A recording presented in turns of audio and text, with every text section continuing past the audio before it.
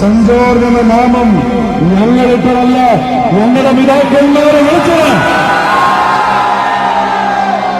ഇത് ഞങ്ങളുടെ പള്ളിയുടെ കല്ലാശീർവദിച്ചപ്പോൾ ഇട്ടതല്ല, ഞങ്ങളുടെ പിതാക്കന്മാരുടെ വിശ്വാസത്തിന്റെ പാപമാണിത്.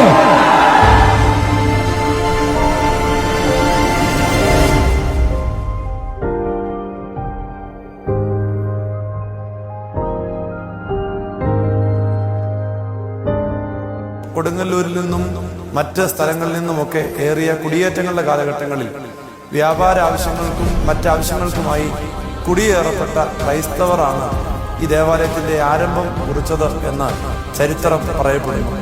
ഏതാണ്ട് 1700കളുടെ അവസാനമാണ് ഈ ദേവാലയം സ്ഥാപിതമാകുന്നത്.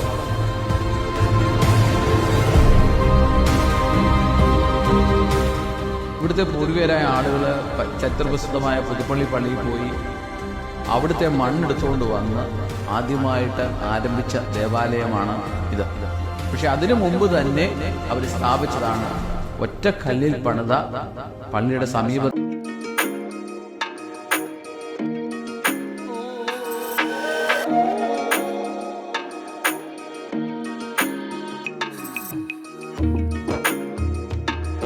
പെരുന്നാൾ ദിവസം ഒരു യഹൂദൻ ലോകത്തിന്റെ ഏത് കോണിലായാലും യെരുശലേം ദേവാലയത്തിലേക്ക് വരും എന്നതാണ് ഒരു പതിവ്. അതുപോലെയാണ് ചന്ദനപ്പള്ളിയിൽ അംഗമായിരിക്കുന്ന ഏത് കുടുംബാംഗവും അവർ ഈ പെരുന്നാൾ ദിവസങ്ങളിൽ അവധിയെടുത്ത് ചന്ദനപ്പള്ളി പെരുന്നാൾ സംബന്ധിക്കാനായിട്ട് എത്തും എന്നത് ഒരു പ്രധാനമായ കാര്യമാണ്.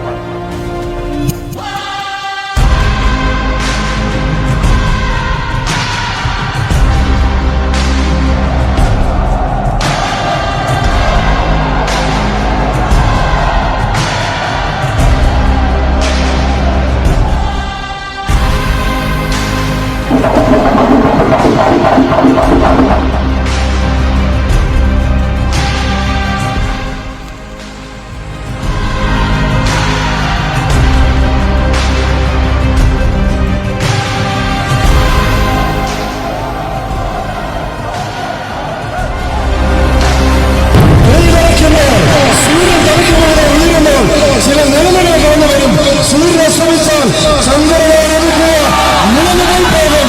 ഇത് സൂര്യനാണ്, ഇത് സഹോദര സാന്നിധ്യം, സൂര്യ തേജസ്സാണ്. ഇത് ദേശത്തിന്റെ അറിവും ഈ ദേശത്തിന്റെ വരുന്നവരായി ഈ ചന്ദനപ്പള്ളിയിൽ നെഞ്ചിലേറ്റി സഹോദരെ ശ്രമിക്കുമെങ്കിൽ സഹോദരയുടെ സാന്നിധ്യം സൂര്യ തേജസ്സെന്ന് നാനാജാതി മനസ്സർക്ക് ബോധ്യപ്പെട്ടതാണ്.